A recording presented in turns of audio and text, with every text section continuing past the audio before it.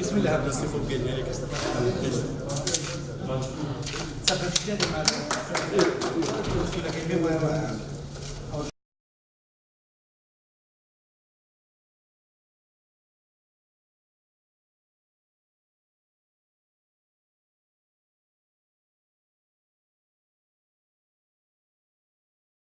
وتەیەکم هەیە دەڵێت نە خوێندەوارێک دەست لە کتێب وەربدات باشترە لەوەی کە خوێندەوارێک دەست لە کتێب نەدات. لە ژێرە ڕۆژنای ئەم بیرۆکەیە بوومە بە خاوەنی ئەو بیرۆکەیە کە ئەمڕۆکە لە شاری سۆران پێشانگای کتاب کراوەتەوە کە پێشانگا پڕە لەو پەرتوکانێک کە نووسەری ئەم ناوچەیە کە لە چوار قەزای گەورە پێکاتوە نووسەرەکانیشی زۆرن ئەلحەمدوللا توانویانە بەرهەم و واروەها شتێکی بە بڕژ بخەنە نێو پەرتوخانەکانی کوردستان و هەروار بەدید و تێڕوانینی نووسەران و هەروە خوێنەرانی گشتی کوردستان و هەروە ناوچەکە و وەروە جیهانیش بە تایبەتی. بۆیە ئەمڕۆکە کۆمەڵێکی زۆر لە خوێنەر سەردانی ئەو شوێنیان کردیە. ئەلحەمدوللا ئەوەل ئەوڕۆکە پانێڵێکی بەرفراوانش بۆ چوار نووسەری ئەم ناوچە بەڕێوە دەچێت لە ئێستادا.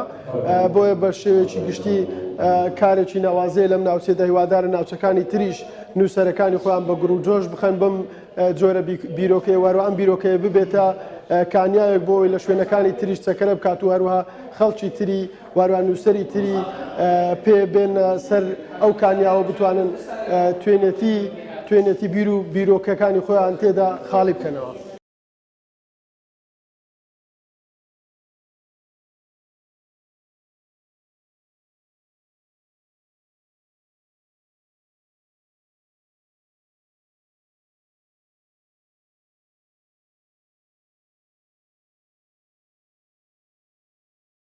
برەودان بە خوێندنەوە بە کللتوری خوێندنەوە ڕێگایەکی باشە بۆ هۆشیاربوونەوەی کۆمەلگا بۆ هۆشیاربوونەوەی تاک.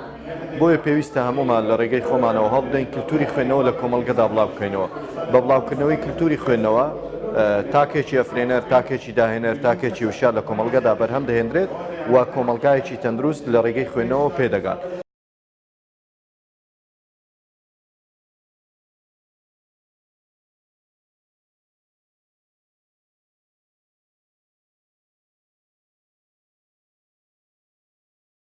بسم الله الرحمن الرحيم.